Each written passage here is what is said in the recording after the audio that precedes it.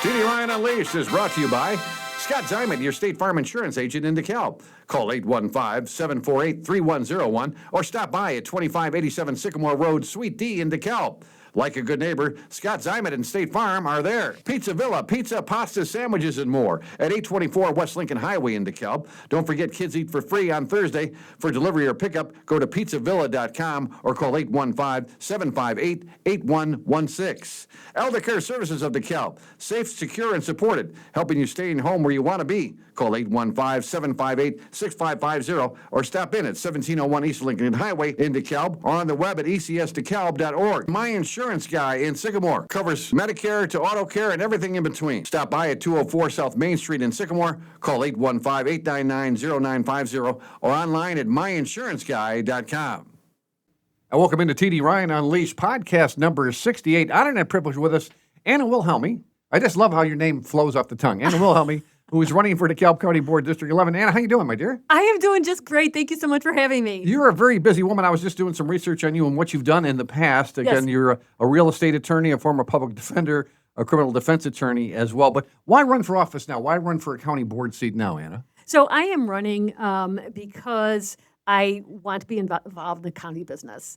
So I am very much involved in the nursing home. I'm on the board for the Oversight Committee. I was the chair since for about 2 years.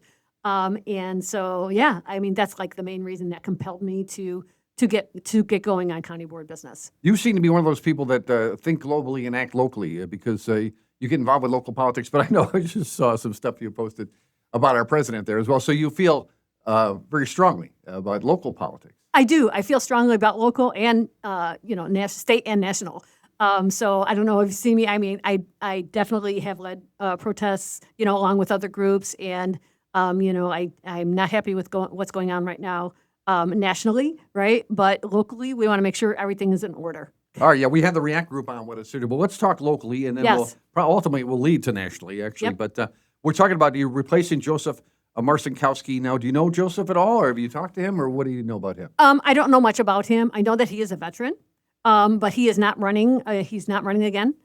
So the person that's running now in that particular position is Gennie Siwicki, who's running for the position that I want. Okay.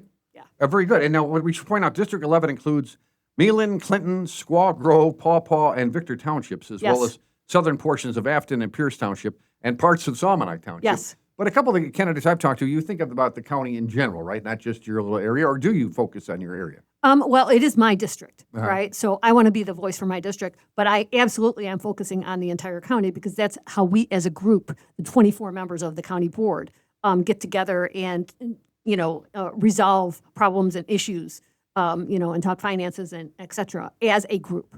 And do you think 24 is too many? I've asked everybody who's running, is 24 people too many people to have for a government body? I don't think so. I think it's a good mix. I think. And you like the idea of two persons for each district. In other words, Roy Plody and you might have different ideas, but you'll still work hand in hand. Do you know Roy at all? I just know him from the county board. I don't know him any further. But he, absolutely. I want to get down to county business, and the way to do that is to talk to each other. Yeah, and so when we talk about Democrats and Republicans, different. I remember talking to Andy Sullivan, the sheriff, that he's actually a Republican. I never thought of that being a Republican or a Democratic position, but obviously that is the case with the county board. But does that go away once we start, going to work, as far as you're concerned? As far as the differences? Yeah. I think that, we don't have, like, sometimes there's not the same values, right? Or there's some kind of hitch that goes on. But as far as party, when you come to local politics, it really is, about representing your constituents. So Roy and I would represent the same constituents, right, with the same issues and same ideas. So we want to make sure that we come together on those issues. But you and Roy could have different ideas about that. And that's right. You propose that to your constituents and see? Yeah, absolutely. You have to talk. That's why I'm doing these town hall series, is that I want to talk to my my potential constituents and my neighbors. Right. And, talk to them. Like, we have to talk to each other, whether it's Democrat or Republican, we have to have a conversation, and get down to it and make sure that our communities are run well. Well, that's why I'm thrilled to do these, because I think the town halls are great, especially when you can actually see the person. But when I look at the numbers of people that show up at town hall meetings as opposed to doing this, it's much better in this regard just sheer numbers, because Yes. people can listen to this whenever they want to, and they can go back to it. And it's great to be able to do that. I was anti-podcast when I was on the radio for years, and I just realizing the benefits of the podcast. Now, and for instance, on the radio, I would do 10, maybe 15-minute interviews, just barely scratching the surface with somebody. Now I can really dig deep. And again, as I still have some research on you, well, let's Yes. talk about just some general stuff there. And that the first one that comes to mind is the data center. Of course, it was right in the forefront here in DeKalb. And I don't know if you saw the meeting there where people spoke for 2.5 hours, and they kind of just ran it through, and then they waived the second reading. And I know myself and Amy Dow, some of the people I talked to, just thought they could have slowed down a little bit, Right. especially with the data centers being such a national story right now. Yes. What were your thoughts about that? Yeah, so I did not see the meeting, but I hear the issues. Okay, and I think they're all they are relevant. Okay, I think that to start, the good thing, right, coming out of this is labor. Right, there's a lot of union labor, a lot of union jobs. Right, and I'm a very strong union advocate. However, that should not, we should not sacrifice resources, limited resources that we have here in DeKalb County, for our neighbors who are getting paid through labor. And Right. and so it's almost pitting the residents. Oh my gosh. That's okay. That's okay. It's almost pitting the residents against, oh, I thought I shut that off. Oh, it's okay. So I apologize. It's almost pitting the residents against labor. Mm-hmm. And, that might be somebody's agenda who we don't know, Well, I know some people, just playing the devil's advocate here, I know some people were upset that many of the people that spoke at the DeKalb County Council meeting were not from the area. They were labor workers from other union workers from other areas. So. Yes, yeah. So the union, like I said, a very strong union advocate, and I love that they are getting good union jobs, okay? But we have to make sure that our resources are protected, okay? And there's a lot of data centers going up here in DeKalb, in Illinois. In Illinois, right yes. now. It's very, it almost feels a little bit reckless, you know what I mean? And It we need to does. sit back and take a look at it, okay? Because we should not, I know that, data centers have come in really under the radar, right? And, the only reason that we're hearing about things is we're hearing from people, okay? We're hearing, that's what brings people to the meetings. They expect their elected officials to take care of things, And so they, that's why we're hearing we're hearing about noise, we're hearing about the electric bills, we're hearing about what about our water? Explain to me, how is this going to affect our aquifers? What about these emissions, of chemicals, right? So all of those things are coming forward. And that's why there's this urgency. And I'll tell you, in just in 2026, we've got data centers going up all across the country. And it's insane, really. Just in Illinois, we've got 260 plus another 80 applications or whatever for ComEd. And we've got, 400 in China. Yeah. Total. They're certainly not they are very computer capable, right? In China, why do we have thousands, across this particular country? But now by in far. the city's Yeah. defense, the mayor pointed out Yes. that there's strict federal and state regulations that these companies, Meta, for instance, have been here for 2 years, the data center, have met all those requirements. And there's no arguing about the financial benefits of that. The schools have benefited so greatly, and that will continue to come, too. Yes. So the financial aspect is kind of hard to argue against that, isn't it? It is. It is. It's very enticing. Always is. Money is very enticing. That's just the way it is, right? But we have to make sure that the people are protected. So as much as we love to have money flowing in, it is very convincing. Oh, sure. Right? To city councils, county boards, to have money flowing through. But in the long run, you've got to look at what are our limited resources. How is this affecting the community? Because the community will remain, Right. right? The community will be here long after AI has figured out that they don't have to do all that. Well, I always bring up You the know? song that they pave paradise and put it in a parking lot, and that's Yes. because then once it's gone, you can't undo that. You can't That's make it a right. tree again. Yeah. And I know the second data center, and then of course the truck stop that they want to build over there by I-80. And again, it's logical because there's a truck stop there in Rochelle, so why not? Why shouldn't we benefit from that? But again, you're paving over a lot of farmland there. That's So- right. That's right. Yeah. Okay, we'll talk some which more is about that. It's supposed to be important to DeKalb County. Right. Is that we have this farmland, right? That's why we put in that original rule about only having one house per 40. You know what I mean? Out in the country. You know what I'm saying? So, yeah.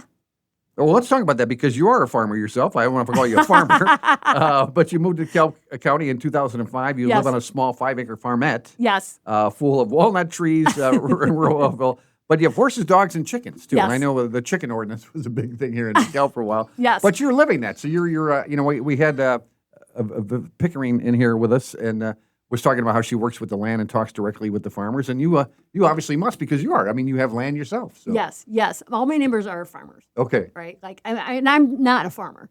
I am just in this little corner of heaven with 5 acres, right? And I'm surrounded by either corn or soybean, throughout the year. And I mean, in the summer months, spring, summer, fall. And it's very enjoyable. And like I said, my neighbors are all working farmers, right? I do my own, gardening, and I have horses and, my animals and my chickens. And, I do I have medicinal herbs and things like that, When you're in nature, like when you're in this acreage, it's very humbling. I bet. And you become very much part of, protecting like your earth and trying not to have, all these chemicals that people use on a very day, like every single day to keep their lawns perfect and to keep, like what society has dictated, right? Like basically these big corporations have dictated to us what is acceptable in your yard, in your household. Right. And you forget that you have at your fingertips all of these medicinal herbs that just come up naturally here, ready for you, to consume. So, yeah. I like that. So you're a small town girl makes good, hometown girl makes good. You went to Northern Illinois, not only for your undergraduate degree, but for your law degree as well. I did. Why didn't you go to like John Marshall or somewhere else to go to law school? So when I went to law school, before I went to law school, I was working 2-3 jobs, right? And so that was just my life. I was always, I always had many jobs, even though I was going to school. And we're sorry for that technical difficulty. We're talking about Anna's early days back there at NIU and working multiple jobs. What kind of jobs were you working? Were you waitressing? Yeah, it was mostly waitressing, serving food. And it was fine. I mean, that was I was very active and I thought that was the way it was. I didn't have in my mind, I didn't feel I had an opportunity for union jobs or anything like that. As a woman, right? Like my brothers all did. My dad, everybody had union jobs. But it just seemed... you mentioned pipe fitters, carpenters, teamsters. Yeah. And still, right? Still, But for me, back then it was service jobs, right? So I was doing all of that. And so I was, I had graduated from Northern with my sociology, emphasis criminology degree, and I wanted to go to law school. And so financially, you have to figure that out, right? Sure. And so, my favorite parents were already gone. They were deceased at that point. It was just not something that, wasn't something that, you go to your parents for. Right. You know what I mean? So I looked at, I applied for, University of Chicago, Loyola, a couple other schools, six different schools. And the first time I blew the LSAT, right? I blew the LSAT. Now tell me what that is. Yeah, that is a test that you have to go to get into law school. Okay. Right? So second time around, I got into 4 of the 6 that I applied to, but they were very, very expensive and very clear that you could not work in your first year of law school. Is that right? Yes. Yeah. And so I was like, I have to work. So am I going to sneak around? What am I They gonna can do? really make a stipulation. Yeah, I guess they can do whatever they want.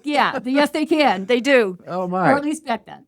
I don't know. But yeah, Well, here I thought it was your hometown impactful. loyalty that you went to NIU, but It wasn't. But I really liked the school. I ended up going to NIU because it was affordable. I could still work my jobs, and you know what I mean. And it was proximity was really close.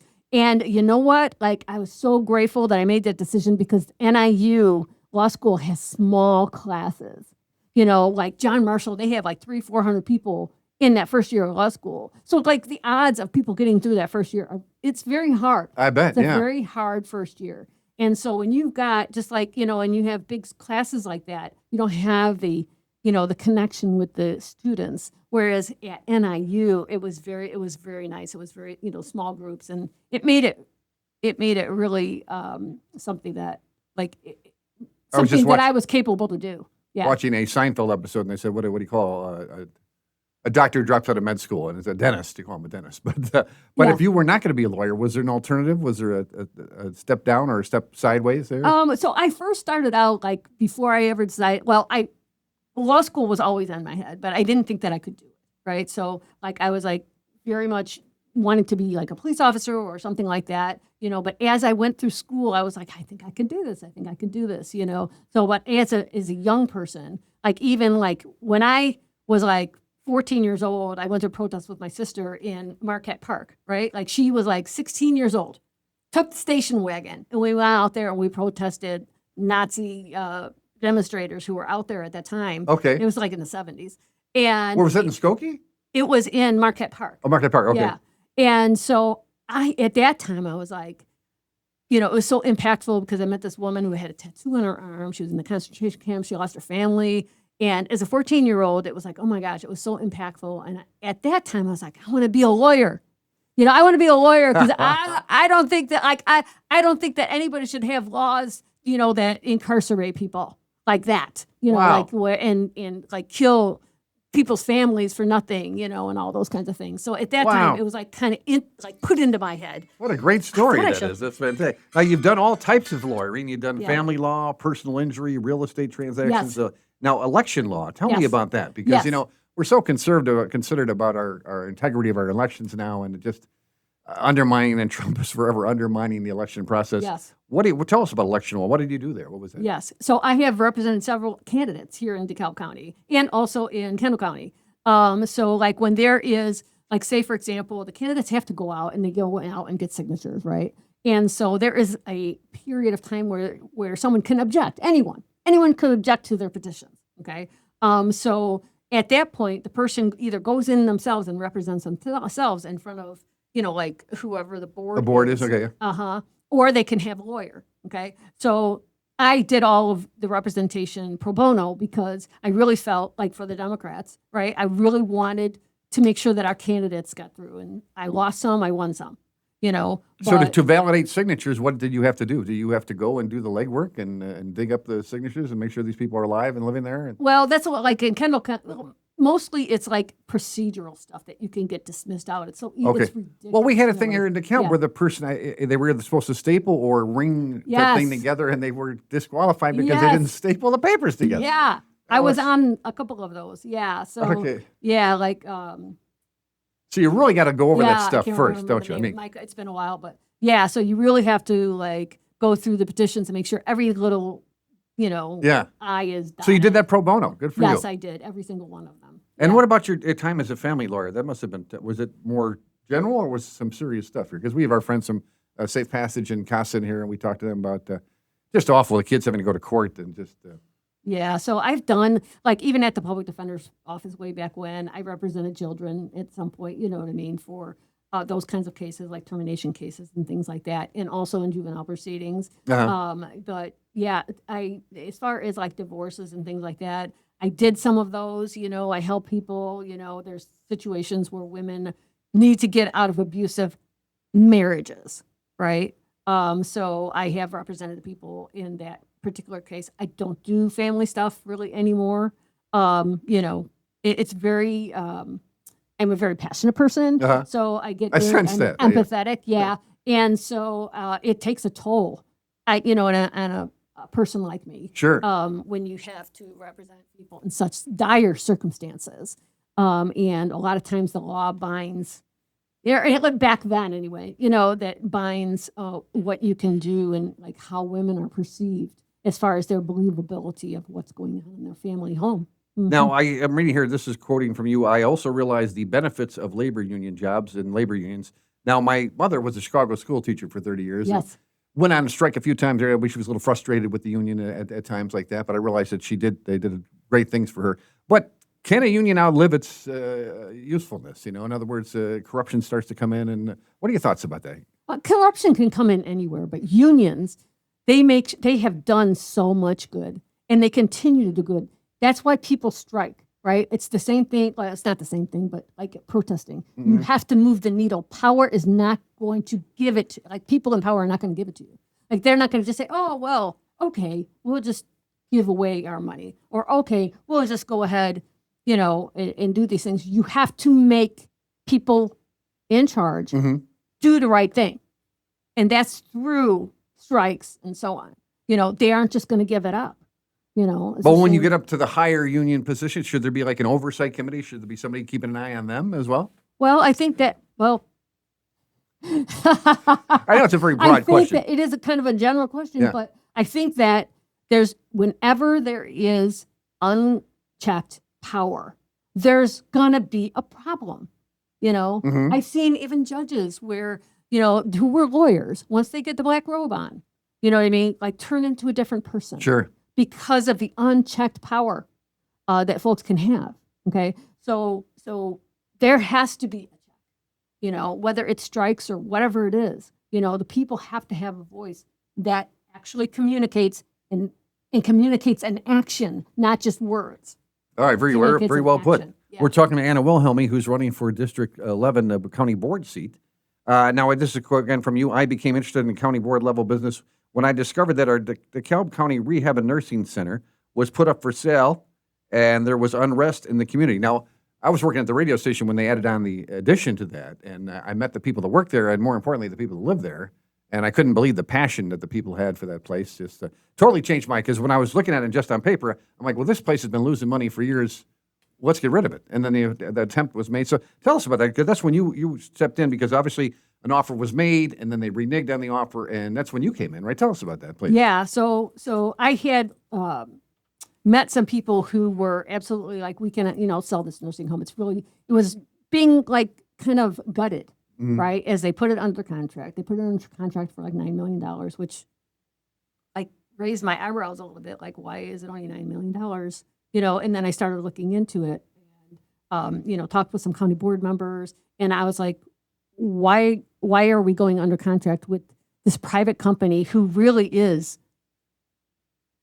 seemed kind of shady? Like, like they just wanted to come in. I didn't know what the agenda was, but it did not feel right.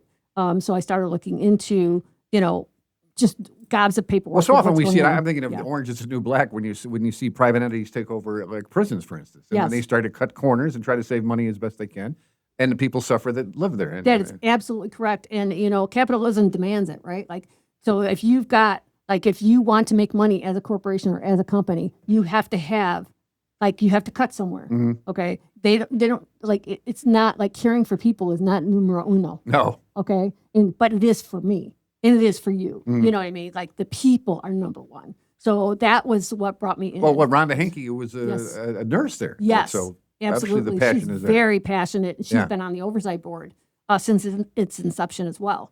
And so she has been very helpful and very passionate. And she was like, that's why she went on the county board as well. That's what she told me. But not to look in the past per se, but what happened, do you think? It's great that we have an oversight board now, but was just not accountability, not enough accountability for the spending? I don't know. I still don't know exactly what happened there. Okay. But there was a lot of like the business director resigned, the management company was gone. I mean, like all of the things that were supposed to like envelope a nursing home, because that's a $2 million business or whatever it is, just fell off. Yeah.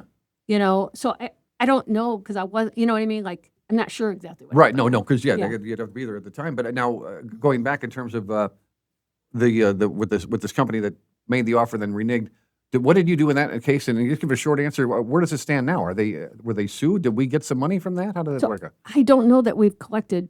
Actually, that's a good question, because I'm not going to find out. Okay. But quickly. Was there a settlement though? There is. Yeah, there was some kind of a settlement that was worked out Okay. that I understood, but I don't know what the status is right now. Okay, well, very Yeah. good. Well, that's for. I warned you I wasn't going to tell you anything I was going to ask you. So, Yep. Again, you were appointed to the oversight board there as a chair, so you were a chair there for a while. Yes, I was but- elected as chair, so I was appointed to the oversight board by the county board.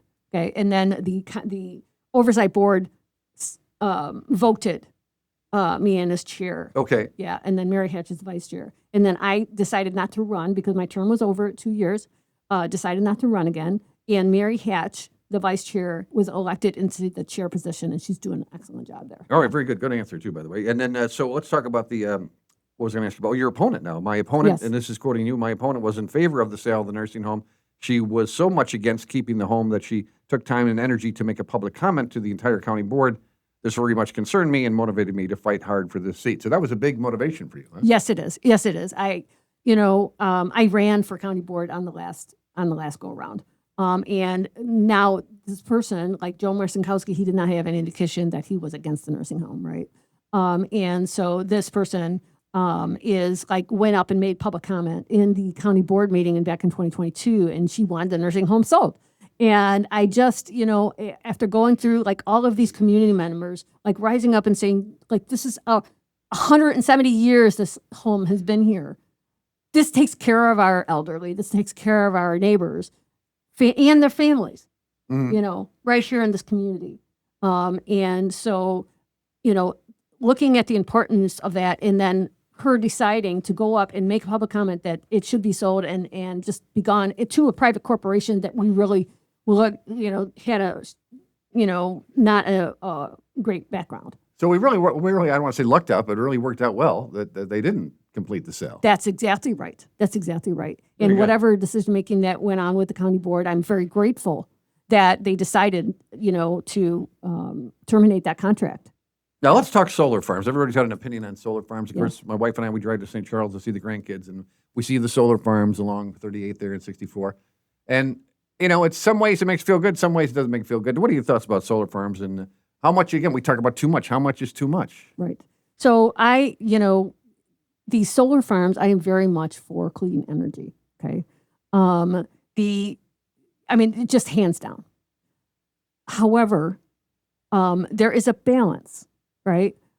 So you have people who are living, in the proximity of solar farms who have concerns about it. I was just over, I was knocking doors, talking to people. Yesterday, in my sequence of events, I went past a solar farm over by Shavna. And I was just like, there was a house that was sitting right like on the other side of it. And there was like these electric lines going across the street. It was very odd looking.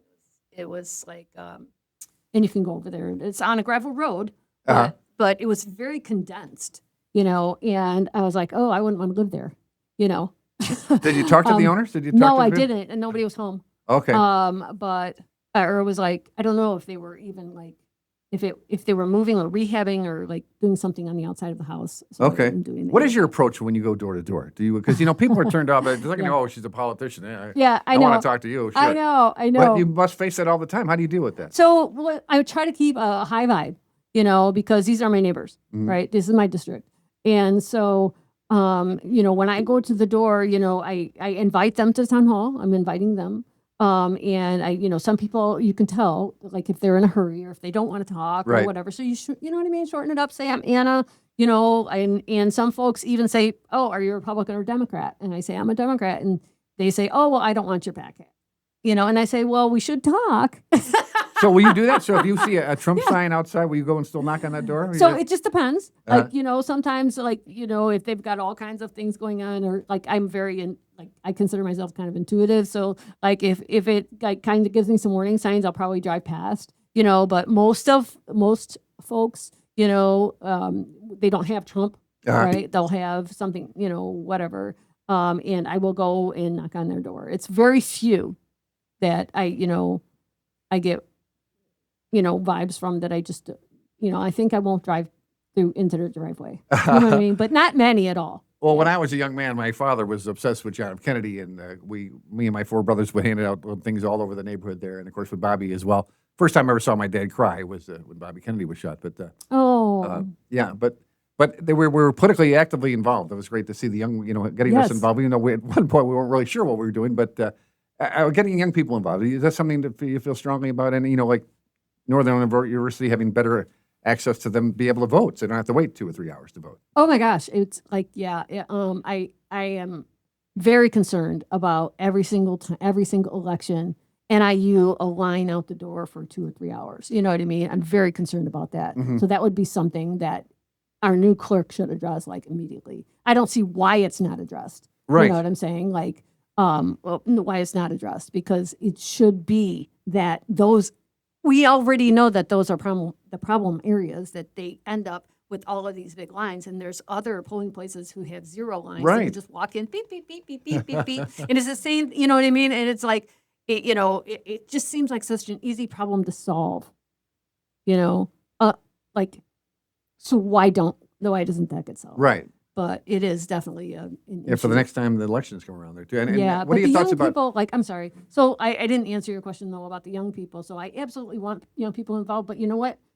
Young people are going to get involved when they are passionate about something. Okay, they have to have concerns about something. They have to feel empowered, and then they get involved.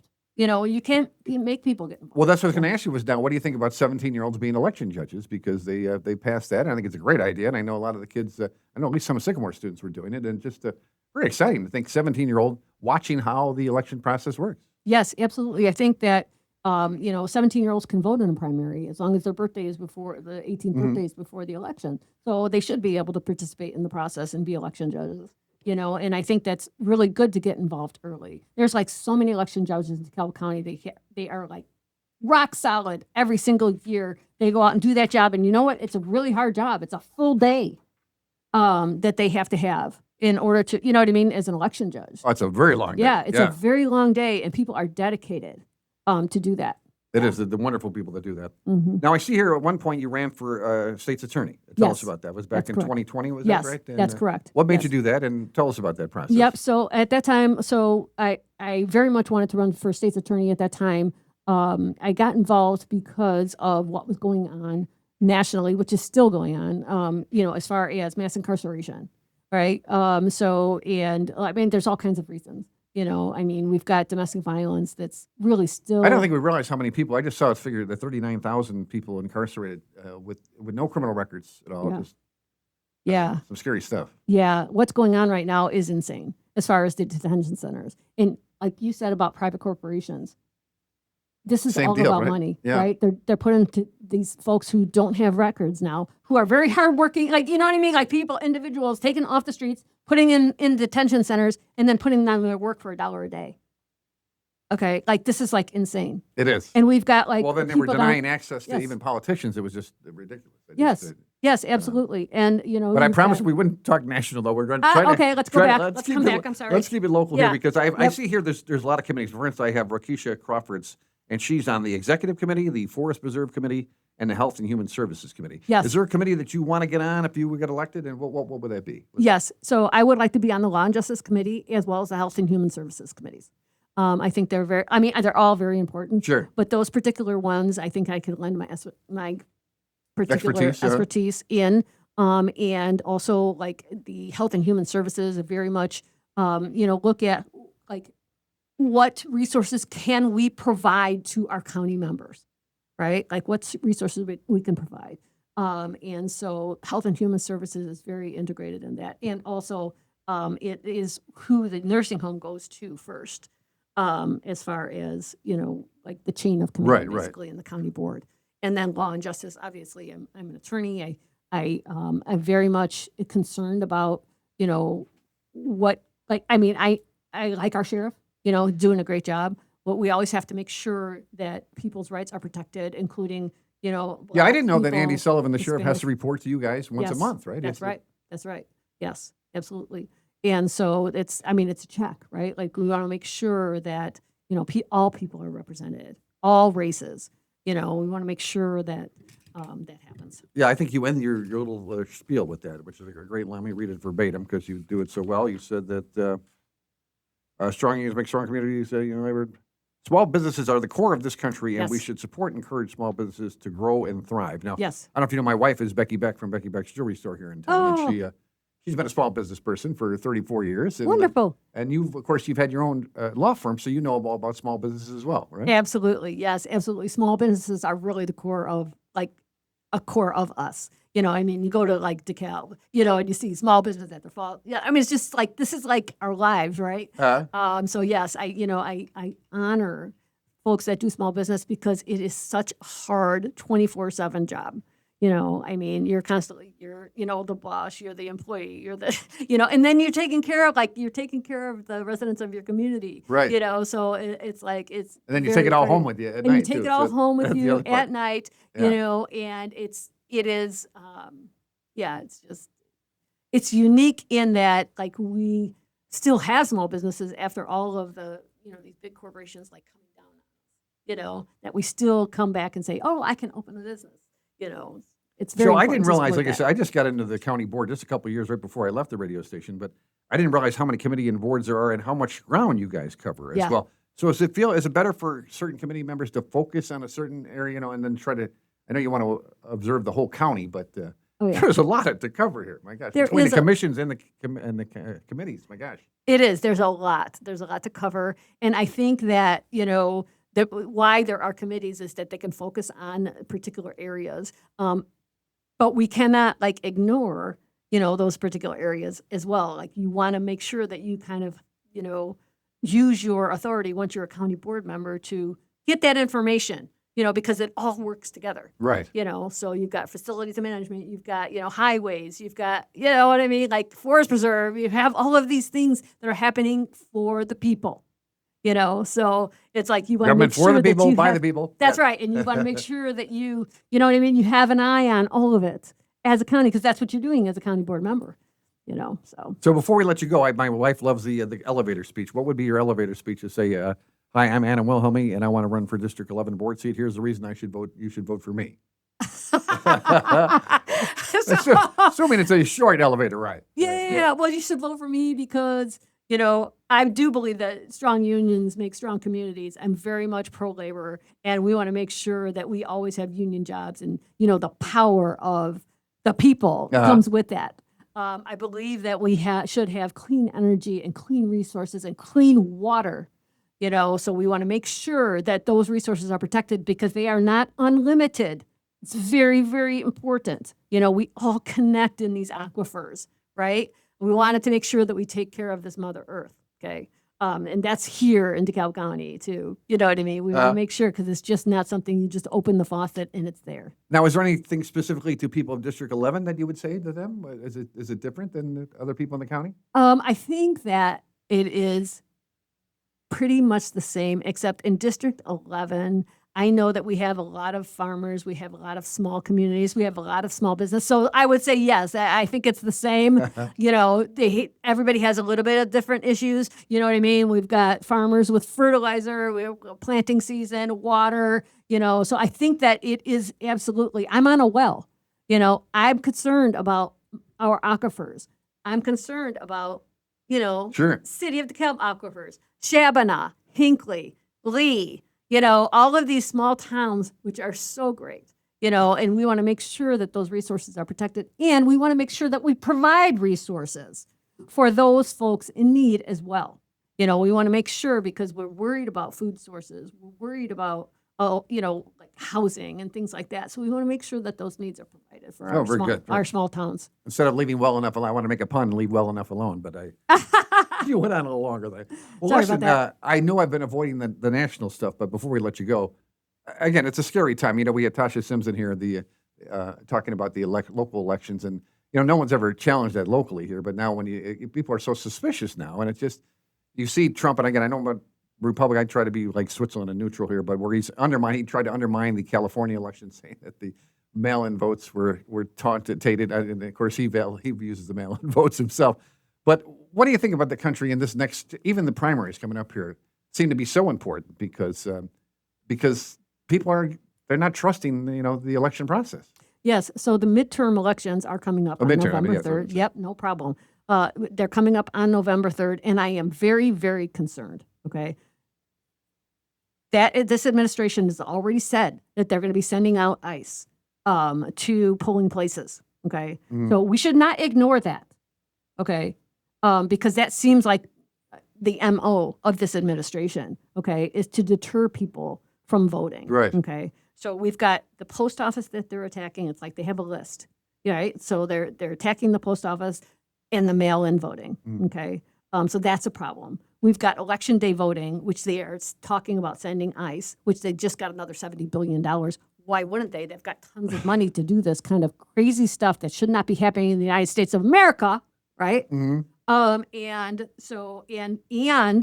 we have the voting machine where we want to make sure that everything is secure, like for Tasha's job, right? Like we want to make sure that everything is secure, and and people are concerned because there is an internal modem in these machines. You know what I mean? So we want to make sure that like there's not some kind of communication to the outside.